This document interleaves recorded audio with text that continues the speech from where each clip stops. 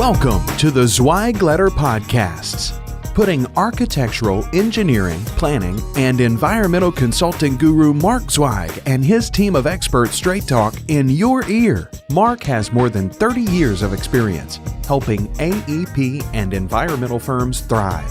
And these podcasts deliver his invaluable management, industry, client, and HR advice directly to you, free of charge.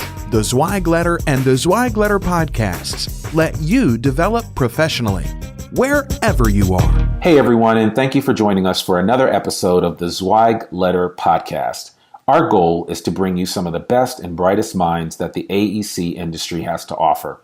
Today, I am pleased to welcome our own Bob Drake to the show. Bob is the editor-in-chief of Civil+Structural Engineer magazine, a magazine dedicated to celebrating the designers of the world around us. Bob, it's great to have you join us on the Zweig Letter interview series. Why don't you tell the audience a little bit about the magazine and how long you've been a part of the publication? Okay. Well, thank you for having me here today. The magazine was started in April of 2014, and it's a combination of two former magazines, CE News and Structural Engineer. And those had been long-standing magazines, and decision was made. Actually, it's going back to its early history. The two magazines, CE News and Structural Engineer, were originally a single publication. And so they were split out for a while, and now they're back into one magazine again. We're in the midst of our fourth year of publication.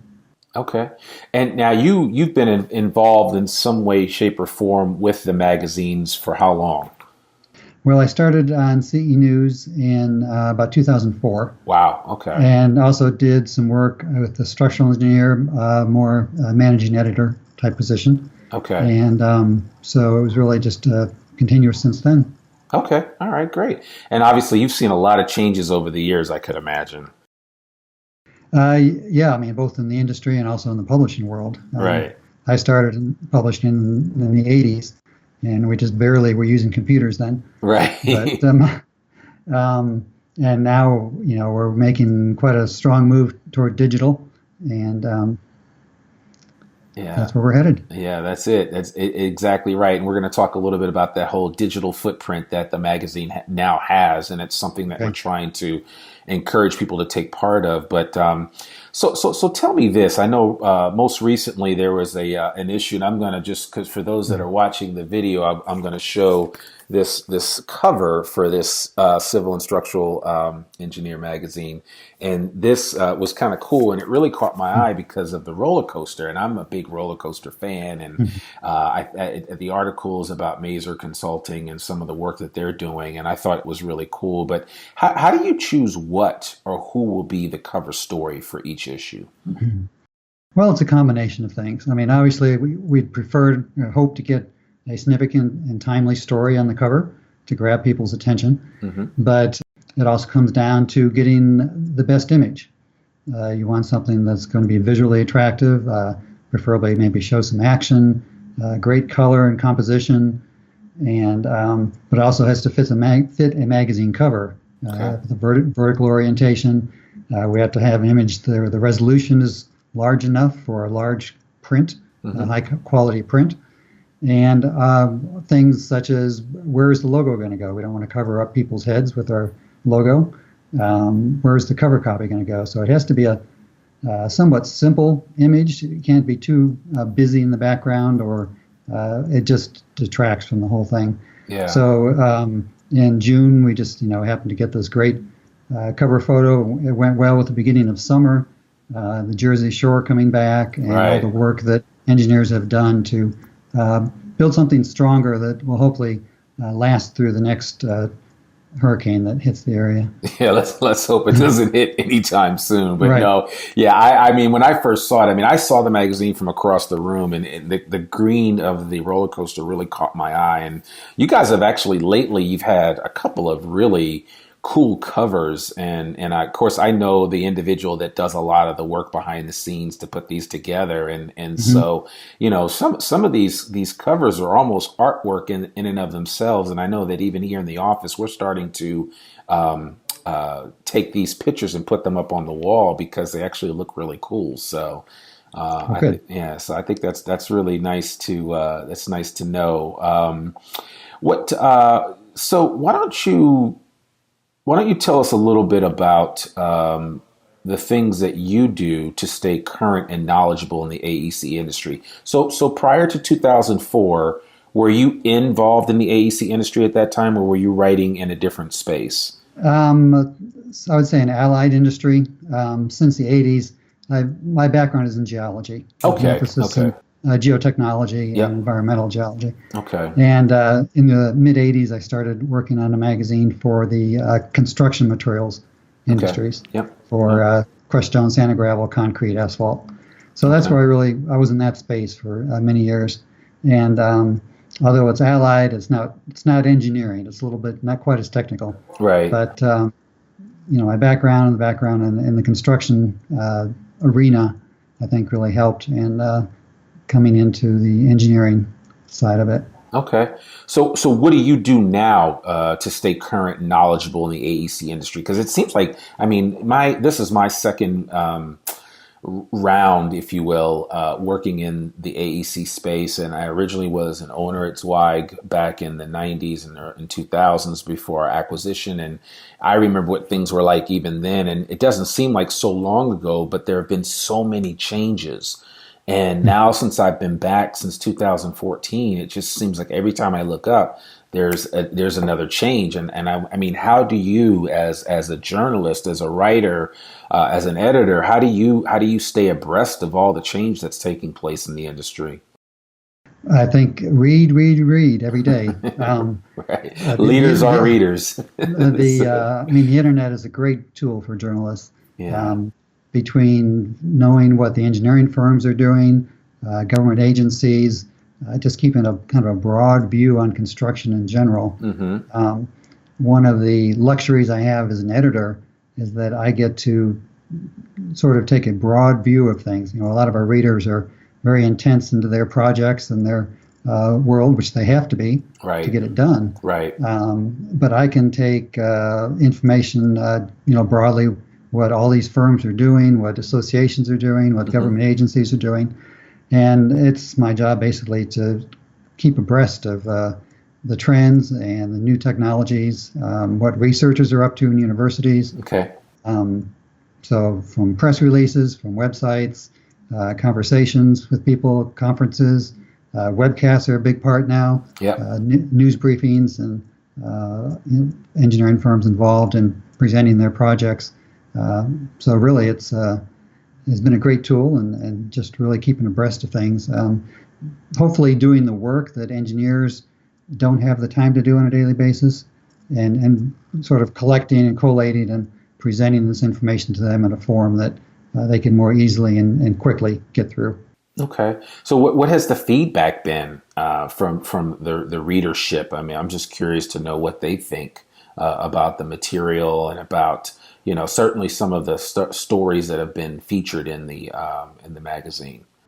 Generally good feedback. People like to, in particular, see the projects that others are doing, just for ideas, for probably comparing their own work to what others are doing. We're not a highly technical peer-reviewed journal. Okay. You can get that from the associations. We're what I would like to call peer-contributed. Mm-hmm. So it's the engineers, the firms, universities, others contributing a look at what they're doing and providing kind of an overview, not really deeply technical, but it's something that gives people a place to go if they want more information. We hopefully provide the links, the people they can get in contact with to get that information. Yeah. Okay. And now you mentioned briefly the webinars, and I know that that you guys have done webinars in the past. Can you talk a little bit about that and what was the rationale behind doing these webinars and tying them in with Civil+Structural Engineer magazine? Well, our webinars have mostly been sponsored, so it's a way for particularly software companies to get the information out about their capabilities, new products, probably a little bit of teaching on how to use the software because they can do live demonstrations online.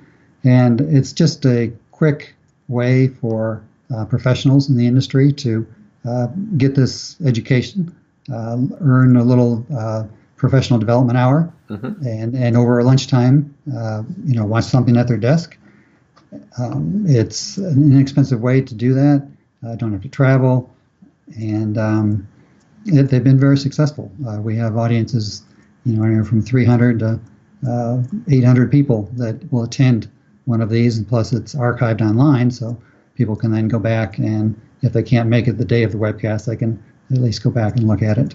Yeah, wow, that's a big audience. So it sounds like you guys are utilizing all the technology that's available to you to get the word out about the magazine and to spread the content and the stories. I mean, there's great. I mean, I know that Mark Zweig writes a story in there. That Chad Kleinens is a regular contributor who works here at Zweig Group, and there are many others.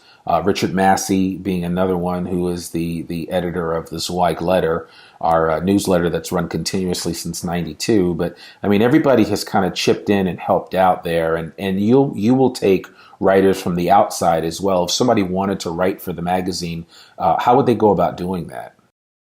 The easiest way is to shoot me an email. Okay. Give me a paragraph summary of what you'd like to write about. Okay. And I can review that and get back to them, probably within the same day typically, but certainly within a week.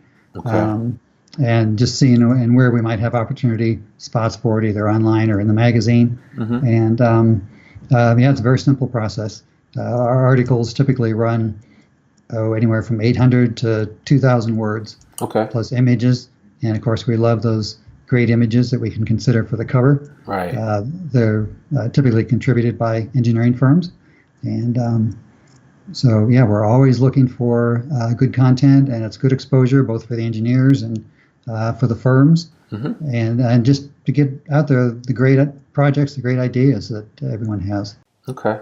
Well, we'll be sure to share your email address in the show notes so that people can connect with you and definitely get that information.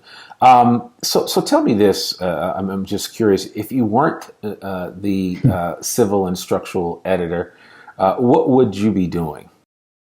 I would love to be involved in the geographic information systems profession. Okay. A while back, I took a certificate course through Penn State online to learn a little more about GIS, and maps have just always been something that have intrigued me, which is probably what drew me to geology, in fact. Okay. But I would just find that really interesting on a daily basis to be involved in that. Probably not going to happen at this point, but it's just a real area of interest. Okay, cool. Well, that's good. That's good to know.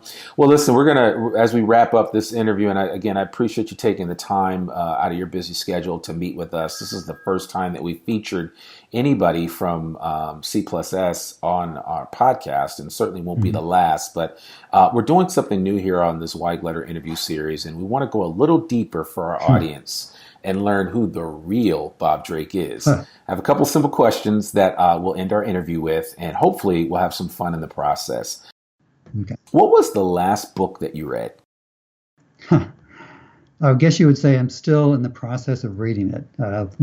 Kindle, you can get lots of books on a Kindle, and I got downloaded a book. It's basically a collection of 60 classic mystery stories from Sherlock Holmes to Father Brown. Okay. So I've actually been reading that for years. So I haven't finished it yet, but I'm a good ways through all these books. Okay. All right. Cool. Yeah. No, I love mysteries. I saw the other day. I saw a trailer that Murder on the Orient Express. They did a remake of the movie, and it's coming out. It looks like it should be really fun. So yeah, that's awesome. So where did you go on your last vacation? Well, the last few years have been a little crazy in that we have moved halfway across the country twice since 2014. Okay. And so I would say the last vacation of probably my wife accompanied me to London for the Bentley Systems Year in Infrastructure Conference in 2014. Okay. And we took a couple days after that and toured London and Southeast England, and just had a great time there. Yeah. Well, obviously, because of the weather, because of the news and the current events lately, London has been in the news, but it is a beautiful city to visit. There's so much to see and do. And I just recommend that when people go there, they visit in the spring or in the summertime, because the fall or winter aren't as fun, for sure. Yeah, we were there in November. So it is definitely, that's an understatement. But well, if you could binge watch one TV series, old or new, what would it be? Well, for me, a binge watch would probably be about 2 episodes. That'd be all I could take. Right. I've enjoyed a PBS series called Foyle's War. Okay. About during World War II and afterwards, and a detective that is involved there. So that would probably be it. Okay. All right. Well, that's fair enough. Everybody's got their TV series that they watch. So and again, nowadays with the fact that we can watch whenever we want to, and we're not beholden to having to be in front of the TV at a specific time, it's a lot more convenient now. So, but well, that's great. Well, Bob, I can't thank you enough for agreeing to meet with us and to share a little insight into what it takes to get the magazine going each month. I know there is a huge team behind you that makes it happen. Actually, it's not a huge team. It's surprisingly small and compact, but you get so much done. And I'm always amazed with my teammates here in Fayetteville that work with you, and when they kind of stop what they're doing, and as soon as I say deadline for C++S, they're like, deadline, and that's all I have to understand. I know they've got some work to do, and so you've got a really great team behind you, and we certainly appreciate all that you're doing to continue to advance this idea that great design calls on great ideas, and certainly Civil+Structural Engineer magazine has no shortage of great ideas and great design to discuss and talk about and share. And so encourage you just to keep it up, and thank you so much again. We really appreciate it. Thank you, Randy. So folks, I want to encourage you today to get a free subscription to Civil+Structural Engineer magazine. With all this talk about this magazine, you need to see what it's all about. If you haven't read it, you've got to get a copy of it. And I'm going to make it so, and I'm going to give it to you for free. And to sweeten the pot, we are throwing in a couple of issues of the Zweig letter too. So, that's just it. Civil+Structural Engineer magazine, a year's electronic subscription to the magazine, plus several issues of the Zweig letter for you to check out at your own convenience electronically. Just visit freetzl.zweiggroup.com and leave us your email address. We will take care of the rest. Everything will be delivered to you electronically.